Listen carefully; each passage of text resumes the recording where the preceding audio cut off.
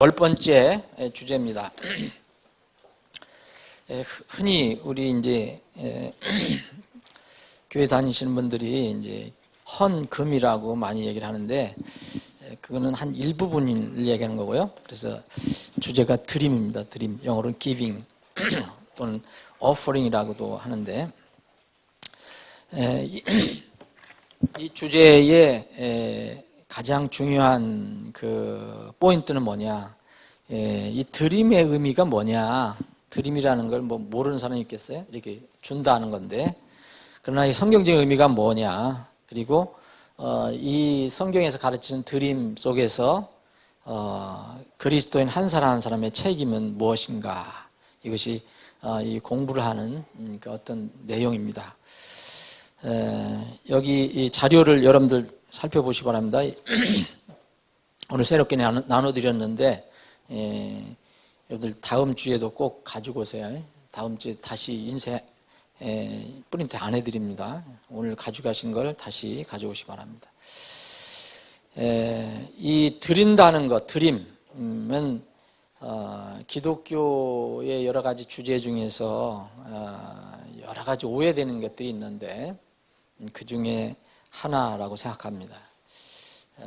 지난번에 우리가 언니 목사님이 이렇게 설교한 그 예를 들어서 방언 문제 같은 것도 지금 한국에 너무 이렇게 오해되고 있고 혼란스러운 것 중에 하나인데 이 드림도 기빙 주제도 많은 사람들이 오해하고 있는 겁니다.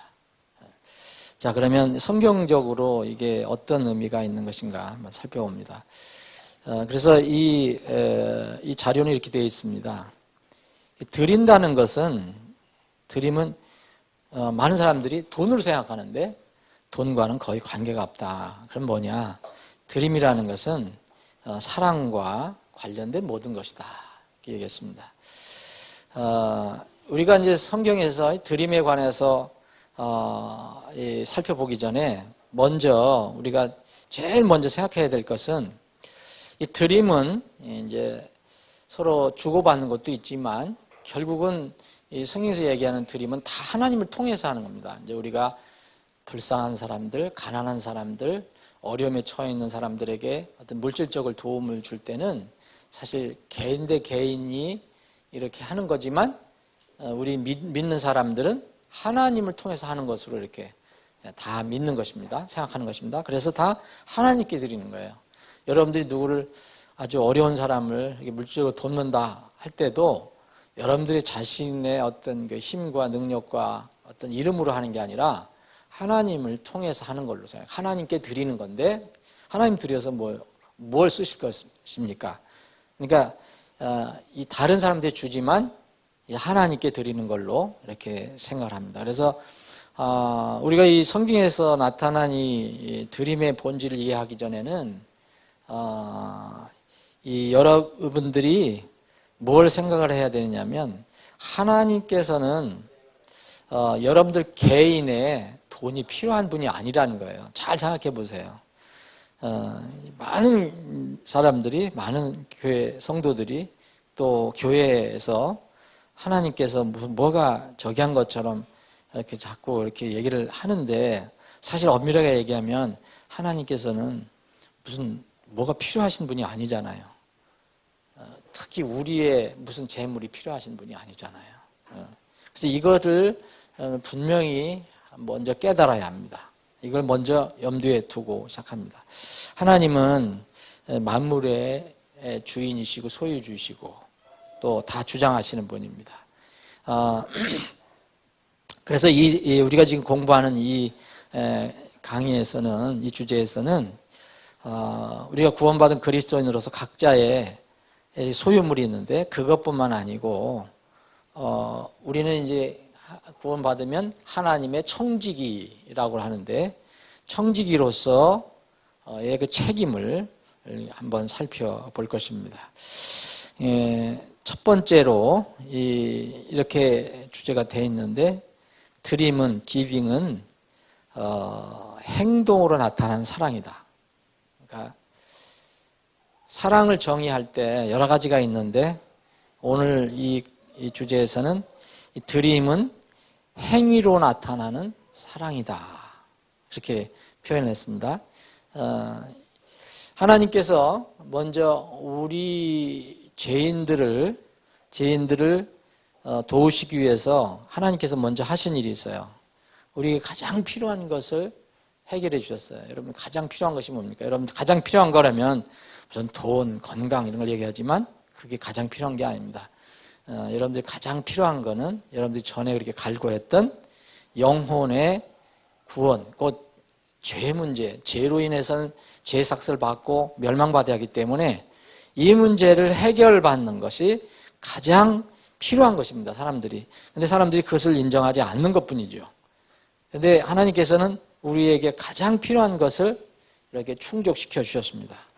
그래서 그 충족시켜 주셨는데 구원을 우리에게 주셨는데 그럼 어떻게 하셨느냐? 그냥 말로 하신 것이 아니고 구원받을 수 있도록 모든 정지작업을 이렇게 끝내셨다.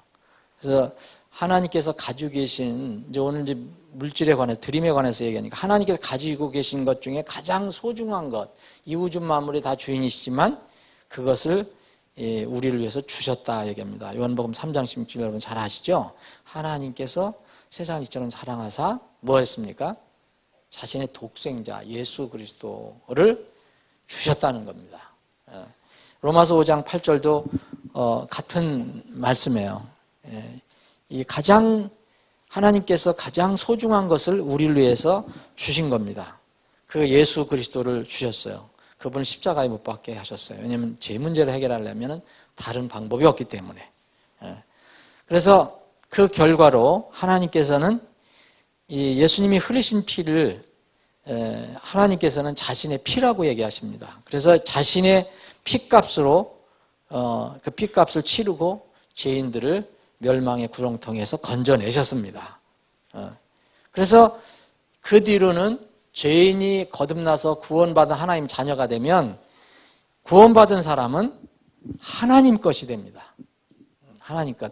우리가 신앙생활할 때 굉장히 중요한 것이 바로 여기에 있는데 오늘 여러분들 주제가 드림이라 해서 물질만 생각하면 안 됩니다. 왜냐하면 이런 주제를 공부할 때 아주 이런 하나의 어떤 주제만 생각하면 굉장히 편협적이고 지엽적이가 될 수 있어요. 그런데 이게 넓게 봐야 됩니다. 구원받은 사람은 본인이 인정하든 안 하든 간에 하나님께서 우리가 모르는 사이에 그런 일을 다 하셨어요. 그래서 하나님께서 우리를 사셨기 때문에 사실 소유권이 넘어갔어요. 그래서 하나님 소유물이에요. 하나님 소유물. 그러므로 하나님 소유물이면은 이제 내 것이 아니라는 거예요. 고린도전서 6장 19절 20절이 그겁니다. 도대체 무슨 말이냐? 너희 몸이 너희가 하나님께로부터 받은 바 너희 안에 계신 성령님의 전인 줄을 너희가 알지 못하느냐? 너희는 너희 자신의 것이 아니니 주께서 값을 치르고 너희를 사셨느니라. 그런즉 하나님의 것인 너희 몸과 너희 영으로 하나님께 영광을 돌리라. 이런 말씀이 곳곳에 나와 있거든요. 이 7장 23절에도 봐도 주께서 값을 치르고 너희를 사셨다. 우리를 샀어요. 하나님께서. 예수 그리스도의 피값을 주고. 그래서 사셨기 때문에 이제 우리 것이 아니라고 얘기합니다. 이런 것을 정말 깊은 마음으로 진실하게 이렇게 믿는다면 하나님 것이라는 것을 알게 되면 사실 이런 주제도 뭐 복잡하게 공부할 필요가 사실 없어요. 근데 이걸 인정을 못하기 때문에 어려운 것입니다. 우리 일단 하나님의 은혜로 구원받으면 우리는 우리 소유가 아니다.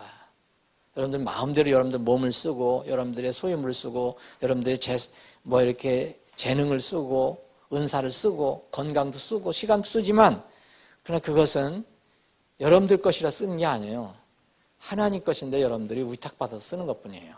그래서 그런 의미에서 청직입니다. 여러분 청직이 말을 얼마나 많이 들으셨어요? 청직이라는 뜻은 소유물이 법적으로 자기한테 있는 게 아닙니다. 소유물은 저기 다른 사람이 있어요. 누구? 주인에게 있는 겁니다. 다만 청지기는 자기가 소유주는 아니지만 그 주인의 위탁을 받아서 어느 기간 동안에 관리를 하는 겁니다. 관리. 여러분들의 것도 그렇게 된다는 것을 여러분들 이해를 하십니까? 정말 그 이해를 하셔야 돼요.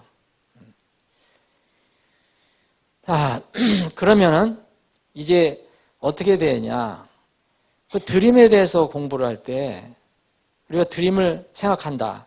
그러면 먼저 지금 우리가 살펴본 것과 같은 건데 내 자신의 것을 하나님께 드린다고만 자꾸 생각하지 마시고 먼저 내가 내 자신 뭐냐, 그리고 내 가지고 있는 것이 누구 거냐, 그러면 자연스럽게 이렇게 돼요. 고린도후서 8장에 보면 이 바울 사도가 고린도 교회에 이게 드림에 관해서 알려줄 때에, 교훈을 줄 때에 먼저 이 물질 같은 거, 시간, 재능, 이걸 하나님께 드리기 전에 먼저 자신을 하나님께 드려야 한다 나와 있어요. 자신을 드려야 한다. 고린도후서 8장에 여러분들 시간 되신 대로 고린도후서 8장, 9장 이런 데를 많이 찾아보시면 많이 이 말씀이 도움이 될 거예요. 이 마게도니아 교회는 이 유럽의 첫 교회, 빌립보 교회, 뭐 데살로니가 교회, 여러 교회들이 포함되어 있는 교회들인데 그 교회에 가난한 교회의 성도들이 어떻게 했느냐, 바울 사도가 그렇게 얘기를 해줍니다. 그들은 우리가 바라던 것과 달리 이 일을 행하되 먼저 자신을 주께 드리고 그랬어요. 먼저 자신을 주께 드렸다. 이 어떤 조그만 물질, 조그만 어떤 시간 이런 걸 드린다고 얘기하지 않고 먼저 자신의 온 전체를 하나님께 드렸다라고 얘기합니다. 로마서 12장은 바울 사도가 로마 교회에게 말씀을 전해주면서 무슨 말씀을 했느냐? 이 구약에서는 이제 죄 문제를 해결받기 위해서는 희생 제물을 드렸어요. 그러니까 제사 제물을 드렸는데 이때는 동물들이 다 죽었어요. 양이든 염소든 다 죽인 그 제물을 드리는데 그 비슷한 내용으로 여기는 로마 12장에는 뭐라 하냐면 너희는 너희 몸을 거룩하고 하나님께서 받으실 만한 살아있는 희생물을 드려라. 살아있는 하고 희생물이라는 것은 서로 어긋나는 말이에요. 살아있는 건 살아있는 거, 희생물은 사실 죽은 거예요. 근데 살아있는 희생물을 드리라. 누구한테 얘기한 겁니까? 그 로마 교회 성도들한테 얘기한 거예요. 구원받은 사람들. 우리가 지금 이 몸은 이렇게 숨을 쉬고 살고 있지만 사실은 우리가 죄 때문에 다 죽었었잖아요. 그래서 하나님께 드리는 희생물, 살아있는 희생물 드리라. 그래서 물질뿐만 아니고 드림은 여러분의 시간, 많은 사람들이 놓치는 거예요. 시간. 이 일주일에 한 번 주일날 온전히 주님께 드리는 것도 굉장히 힘들어 하잖아요. 그리고 그걸 인식을 못 해요. 시간, 재능, 여러분들 가지고 있는 재능, 각자 다른 재능들이 참 좋은 재능들이 많은데, 이 재능이라는 것은 뭐 놀라운 일을 한다는 그런 차원보다도 남과 다르게 할 수 있는 특별한 그런 일들이 있어요. 이런 재능들, 그리고 가지고 있는 모든 물들 다 포함하는 겁니다. 드린다는 것은.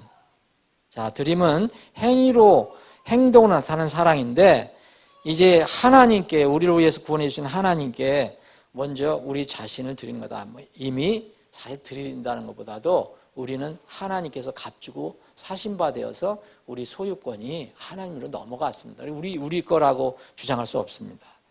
이래서 드림은 사실 관리의 문제예요. 관리. 청지기로서의 관리 문제입니다. 그래서 신실한 청지기냐, 좀 청지긴 청지기인데 좀 마음대로 하는, 자기 멋대로 하는 청지기냐, 이런 차이가 있을 것입니다. 사실 이 내용만 알면 그 다음에 드리는 거는 그렇게 중요하지 않아요. 뭐 내가 드리는 이유 뭐 나왔잖아요 벌써. 내가 드리는 이유가 뭡니까? 내가 드리는 것은 내 것이 아니기 때문에 청지기로서 드리는 건데, 이 고린도후서 8장 8절에 보면 이런 말씀이 있어요. 나는 명령으로 말하지 아니하면, 이거 누구한테 얘기합니까? 고린도 교회에 굉장히 풍성한 교회예요. 아마 부자들이 많이 살고 있었던 교회일 거예요. 근데 이 교회에 누구를 이렇게 간증을 해주느냐 하면 마게도니아, 가난한 사람들이 많이 모인 빌립보 교회 같은 마게도니아 지방의 교회들을 얘기해줘요. 그러면서 나는 명령으로 말하지 아니하며 오직 다른 이들이 열심인 것을 기회로 삼아 너희의 사랑이 진실함을 입증하려고 말하노라. 너희들 고린도 교회 너희들 사랑 이야기한다면 그 사랑이 진실하다는 것을 입증해봐라. 그래서 사랑이 진실함을 입증하려고 얘기한다. 이게 물질에 관해서, 드림에 관해서 얘기할 때. 그래서 우리가 드리는 이유 중에 하나는 우리가 주님을 정말 사랑한다는 것이 빈말이 아니고 진실하다는 것을 증명하는 것이라고 얘기했어요. 바울 사도가. 이걸 고린도 교회에게 얘기해 줬습니다. 그리고 또 드리는 이유를 두 번째로 생각해 볼 것은 뭐냐면 이 땅에 있는 재물은 때가 되면 다 그 소유주의 손을 떠나게 됩니다. 이 원리에서 벗어난 사람은 아무도 없어요. 하나님을 안 믿고 성경을 안 믿는 사람들도 이건 너무 잘 알아요. 하나님을 절대 안 믿는 사람들도 자기가 죽을 때 동전 한 입 가지고 가지 못한다는 걸 다 알아요. 잘 알아요. 그런데 이건 몰라요. 우리가 이 땅에서 가지고 있는 재물을 하나님이 기뻐하시는 데 쓰면 우리가 나중에 그걸 어떻게 이해할지는 모르지만 그게 어떤 것인지는 모르지만 우리가 이 땅에서 쓰는 재물은 결코 세상 사람들이 믿지 않는 사람들이 쓰는 재물과 우리 전혀 다른 건데 우리가 하나님 기뻐하시는 대로 우리의 소유물을 투자를 하면 그것으로 끝나는 게 아니고 하나님 말씀에 의하면 하늘에 그대로 보물로 쌓여진다고 얘기했습니다. 이게 참 믿기가 쉬운 게 아니죠. 근데 이거는 여러분들 구원해 주신 예수님이 직접 말씀하신 거예요. 하나님이 직접 말씀하신 거예요. 마태복음 6장을 한번 보세요. 여러분 잘 아시잖아요. 산상수훈에서 사람들은 그냥 이 땅에 쌓아두려고 애를 쓴다. 근데 도둑이 뚫고 들어와서 도둑질도 해가고 또 뭐 어떤 거는 또 돈 아니고 옛날에 물질 같으면 썩기도 하고 좀도 먹고 그래서 결국은 이 땅에서는 다 사라지게 돼 있다. 그래서 그 다음에 숨이 끝나면 사라지는 것이고 근데 예수님은 뭐라 했습니까? 하늘에 쌓아두라. 거기에는 썩지 않을 것이다. 이 땅에서 올바르게 쓰는 것은요, 여러분들이 계산할 필요도 없어요. 여러분들이 올바르게 쓰는 것은 그대로 하나님께 다 계산해 놓으신다. 너희 자신을 위해 보물들을 땅에 쌓아두지 말라. 거기서는 좀이 먹고 녹이 슬며 거기서는 도둑들이 뚫고 훔치느니라. 오직 너희 자신을 위해. 이게 중요한 말이에요. 저는 이 성경에 언더라인이 되어 있어요. 제 성경에. 너희 자신을 위해. 하나님을 위해 하는 게 아니에요. 너희 자신을 위해 보물을 하늘에 쌓아두라. 거기서는 좀이 먹지도 녹이 슬지도 않으며 거기서는 도둑이 뚫지도 훔치지도 못하느니라. 그래서 이 유명한 말이 나왔어요. 너희 보물이 있는 곳에 거기에 너희 마음도 있느니라.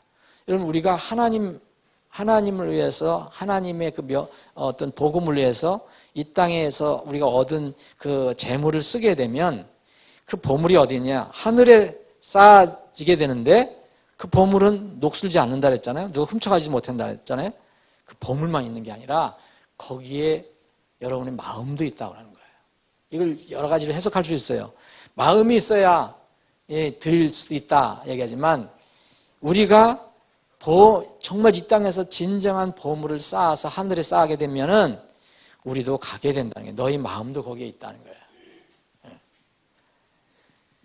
이런 말씀이 우리에게 이 헌실 속에서 이 날마다의 삶 속에서 적용이 돼야 되는데 그걸 잊어버릴 때가 있어요. 빌립보서 4장 14절 19절은 바울 사도는 이렇게 얘기했어요. 하나님의 높은 부르심의 상을 바라보고 나간다 그랬어요.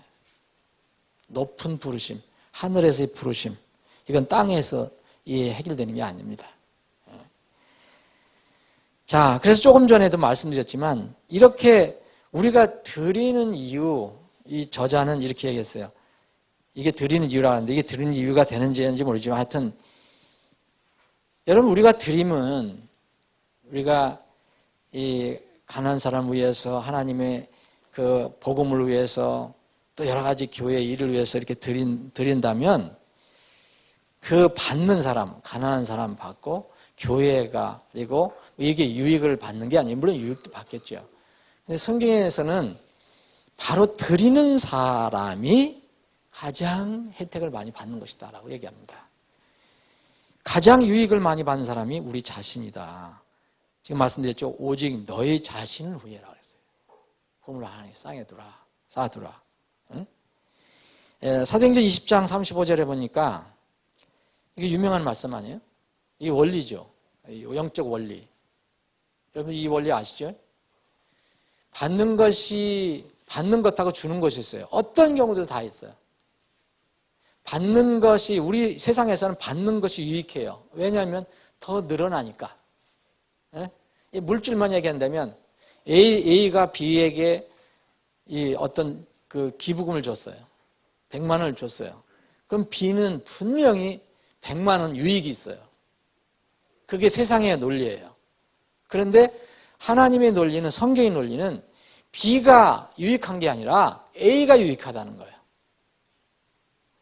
하나님께서 그것을 갚아주실 것이에요. 주 예수님께서 하신 말씀, 즉 주는 것이 받는 것보다 더 복되도다. 이 드림의 원리, 이런 것들만 알면 구체적으로 뭘 하라, 저기 할 것도 없어요. 빌립보서 4장 17절에 보니까 바울 사도를 돕는 사람이 있었어요. 바울 사도는 개인이 살라고 산 게 아니었잖아요. 복음을 위해 살았잖아요. 하나님의 영광을 위해 살았고 사람들을 건지기 위해서 살았어요.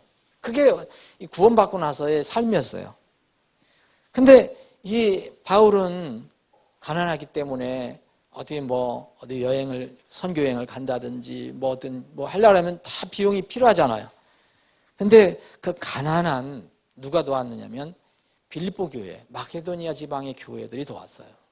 그러면서 이런 얘기를 해요. 빌립보 4장 17절에 보면 나는 선물을 바라지 아니하노니 오직 너희 회개 장부에 넘치게 될 열매를 바라보라. 이 바울 사도가 이렇게 도움을 받았는데 그 선물 내가 바라보고 받고 싶어서 한 게 아니라 이 결론은 뭐냐? 너희 회개 장부, 여기 회개 장부라고 번역을 했는데 이거는 영어로 하면 어카운트입니다. 어카운트면 여러분들이 은행에다가 이렇게 예금을 개설하잖아요. 그러면 아무개 한 명의 이름 계정을 만들어줘요. 그게 통장이에요. 그 계정이 계정. 그 사람 이름에 여러분들이 가서 누면 또 쌓이고 그러는 거예요. 빼가면 빼가는 거고. 이 계정, 이게 바로 회계장부라고 번역된 거예요. 어카운트. 너희 회계장부에 넘치게 될 열매를 바란다 그랬어요. 그래서 여기 이 어카운트라는 거는 계산도 되고 설명도 되지만, 그래서 그리스도의 심판석에 설 때 서서 구원받은 사람은 예수님께 다 설명을 하잖아요. 자기가 어떻게 살았다. 이거를 자기가 스스로 설명한다 그랬어요. 근데 그 설명한다는 걸 어카운트를 쓰고 있어요. 영어로는 어카운트. 그럼 이게 무슨 얘기냐면 내가 이 땅에서 구원받고 나서 살았던 그 계정을 주님께 다 고백한다는 거예요. 그때는 다 이실직고 하게 돼 있어요. 로마서 14장 12절, 베드로전서 4장 6절도 그런 말을 쓰고 있어요.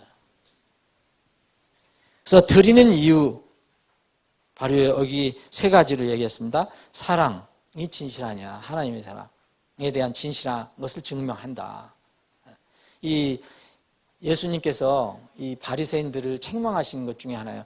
이 사람들은 다 하나님 사랑한다 하면서도 움직이지 않았어요.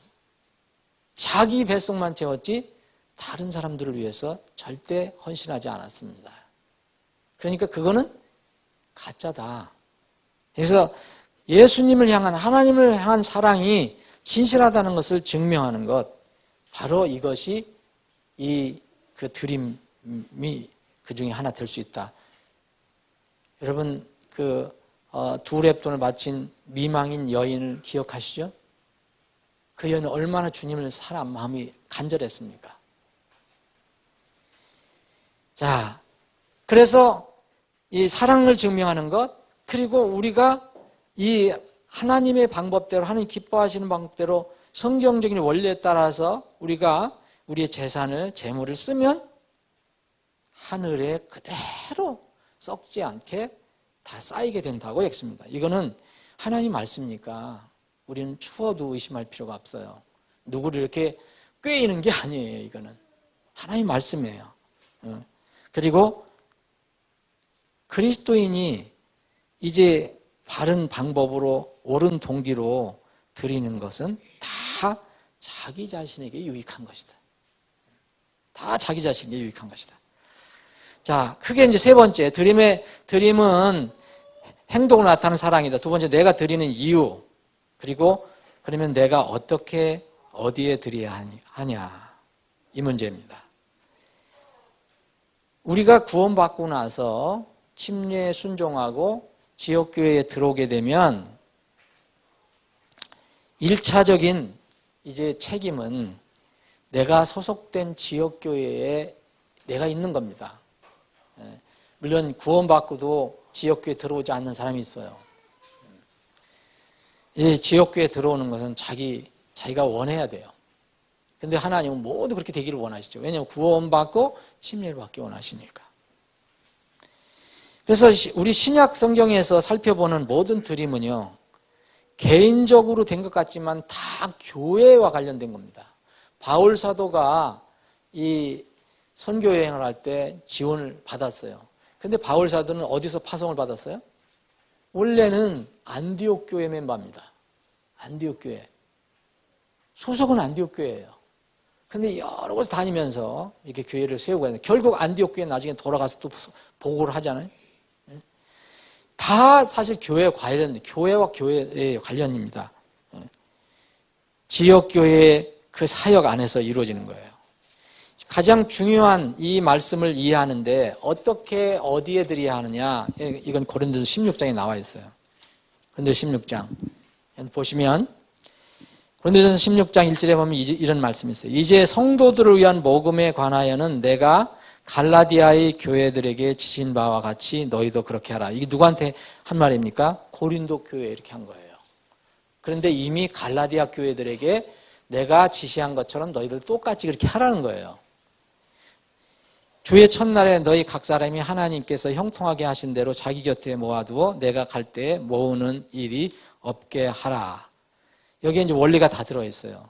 자, 체계적으로 정기적으로 드리라는 거예요. 여기 주의 첫날이라 나오죠. 주의 첫날은 일주일에 한 번씩 돌아와요. 계속 돌아와요. 우리는 주로 그런 시스템이 아니죠. 미국은 또 주급받는 사람들도 많아요. 주급. 2주에 한 번 받는 사람, 주급받는 사람, 월에 한 번 받는 사람. 체계적으로, 정기적으로 드리라. 그때 주의 첫날에 그렇게 드리라 했어요. 주의 첫날에는 the first day를 얘기하는 거예요. of the week. 한 주의 첫날. 이거에 관해서 이제 제가 오늘 오후에 말씀을 드릴 건데, 주의 첫날이 도대체 뭘 가리키냐. 그래서 이단 사이비들은 이걸 많이 오해를 하는데, 이거 우리가 확실히 알아야 돼요. 주의 첫날이 뭘 의미하는 것인지. 예. 자, 그리고 너희 각 사람이라 그랬어요. 너희 각 사람이. 너희 각 사람은 everyone이에요. everyone이라는 것은 한 사람 한 사람 얘기하지만 몽땅을 얘기하는 거예요. 몽땅. 예. all이라면 그냥 전체를 얘기하는 거고, everyone이면 그 all 중에서 한 사람 한 사람 더 강조한 거예요. 그러니까 여기는 예외가 없다는 거예요. 구원받고 교회 지체가 된 사람들에게는 다 해당되는 명령이에요. 지역교회를, 세 번째는 지역교회를 통해서 드리라 했어요. 여기에 보면은 이 교회가, 이 편지를 받는 교회가 어디입니까? 고린도 교회거든요. 너희 각 사람이 하나님께서 형통하신 대로 자기 곁에 모아두어. 내가 갈 때, 이게 이제 스토어라는 말을 썼는데, 이게 스토어는 창고를 얘기하잖아요. 예. 그러니까 이 레이 스토어 하면은 모아둬라 이런 얘기인데, 이 저자는 이렇게 얘기했어요. 스토어 하우스가, 창고가 구약에서는 뭐였어요? 성전이었어요. 하나님께서 그렇게 쓰셨어요. 신약에서는 지역교회를 의미한다. 자기 곁에 모아둬. 우리 주일날 모일 때 이제 자기 곁에 모았다가 주일날 이렇게 드리는 겁니다. 지역교회를 통해서 드리라. 그런데 여기 이 교회가 고린도 교회고, 또 고린도 교회에게 얘기하면서 1절에서 내가 갈라디아 교회들에게 지시한 바와 같이 너희도 그렇게 하라 그랬어요. 교회에 얘기하는 거예요. 교회. 한 사람, 어떤 특정한 사람에 얘기하는 게 아니고요. 네 번째는 비례해서 드리라는 거예요. 하나님께서 형통하게 하신 대로, 그러면 하나님께서 너에게 이렇게 번성하게 해주신 대로, 여기 영어로는 as라는 말을 썼는데 이것은 비율을 얘기합니다. 그거에 따라서 여러분들이 결정하시는 거예요. 이 성도들에게 얘기해 준 거예요. 고린도 교회 성도들에게. 비례. 다른 지체들이 드리는 것에 관해서 관여하지 말라는 거예요. 여러분들이 비례를 여러분들이 계산하는 거지. 누가 계산해 줍니까? 단지 하나님께서 여러분들에게 물질적으로 형통하게 해주신 대로 그냥 비례해서 드리면 돼요. 자, 나번에 이런 말이 있어요. 어떤 사람이 지역교회 밖에 어떤 목적을 위해서 기부하는 수가 있어요. 여러분들도 하시는 분이 있을 수도 있겠죠. 무슨 아프리카, 무슨 돕는 거, 한국에 불쌍한 아이들 돕는 거, 이런 게 다 있잖아요. 무슨 단체 사는 거. 그러니까 하는 거, 그거 좋은 일이고, 그건 개인의 자유입니다. 그런데 하나님의 계획의 중심이 된 것은 지역교회입니다. 하나님의 진리의 기둥과 말씀의 진리의 기둥과 터는 다른 데서 좋은 일을 해도 그건 좋은 일을 하는 거지만 하나님의 집이라고 명명된 데는 지역교회밖에 없어요. 그리고 진리의 기둥과 터는 지역교회밖에 없어요. 그래서 하나님의 계획의 중심이 되는 것은 바로 지역의 교회입니다. 하나님께서 영광을 받으시기를 원하신 것이 뭐라 했습니까? 모든 개인을 통해서도 다 영광을 받기를 원하시지만 바울 사도는 에베소 교회에 이야기할 때 그분에게 영광이 그리스도 예수를 통해 교회 안에서 왜냐하면 교회는 주님의 몸이고요. 예수님이 세우셨고요.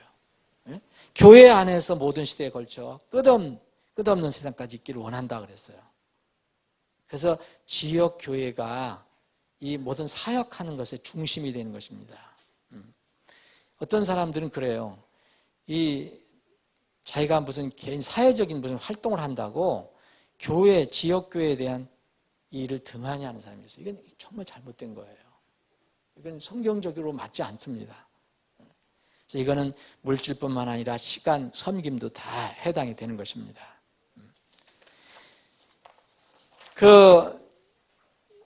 우리가 드린 물질을 무엇을 위해서 어떻게 사용되느냐, 여기 4가지로 얘기했어요. 해당 교회의 일꾼들, 선임 사역자든 비전임 사역자든, 이게 성경 구절 나오죠. 이게 소의 입에 망을 씌우지 말라. 누굴 가리키는 거예요? 사람 얘기하는 거잖아요. 장로들을 배나 존경하라. 이 배나라는 것은 2배를 이렇게 존경하라, 2번 절하라는 뜻이 아닙니다, 여러분. 배나 존경하라. 그런 것은 특히 말씀을 담당하는 이 장로들을 존경하라 그랬잖아요. 디모데전서 5장 17, 18절에 보면. 근데 2배나 존경하라는 것은 그 장로들을 만날 때 2번 이렇게 절하라는 게 아니에요, 여러분. 그 얘기는 이 물질도 포함이 된 거예요. 마음하고 물질. 자, 그 2번째는 지역교회를 통해서 지원된 하나님의 다른 일들을 위해서. 빌립보서 보면 빌립보 교회가 선교 사역을 하던 바울 사도를 물질적으로 그 필요를 채워줬어요. 그리고 지역교회 안에 자신이 스스로 생계를 유지할 수 없는 사람들이 있어요. 이런 경우는 지역교회에서 책임을 져야 됩니다.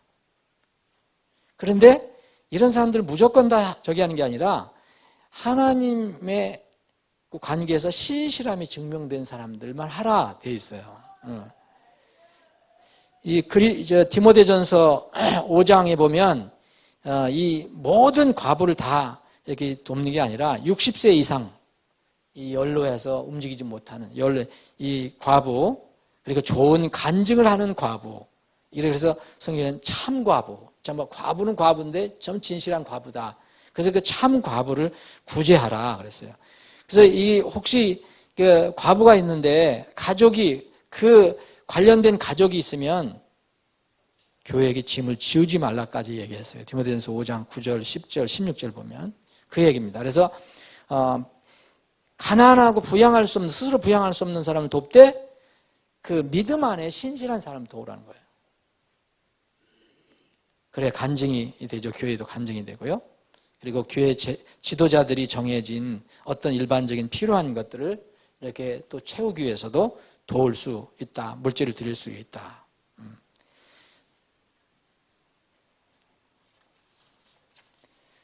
오늘은 여기까지 하겠습니다.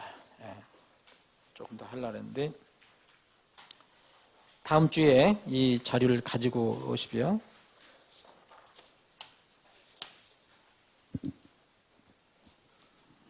혹시 오늘 공부한 거 질문 있습니까? 오늘 공부한 것 중에서? 자, 기도하겠습니다. 아버지 하나님, 오늘도 저희들에게 믿음을 주셔서 이 자리에 모이게 하셨습니다. 참으로 감사합니다.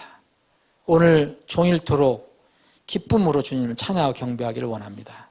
주 예수 그리스도의 이름으로 모이는 우리 서울제일침례교회 모임에 주님 함께해 주시고 우리의 찬양과 경배를 받아주시고 그것을 통해서 영광 받아주시고 우리에게는 주님께서 예비하신 은혜를 마음껏 누리는 복된 하루가 되게 하여 주시옵소서. 이 시간 이후에 모든 절차를 주님의 손에 의탁하옵고 거룩하신 예수님의 이름으로 기도합니다. 아멘.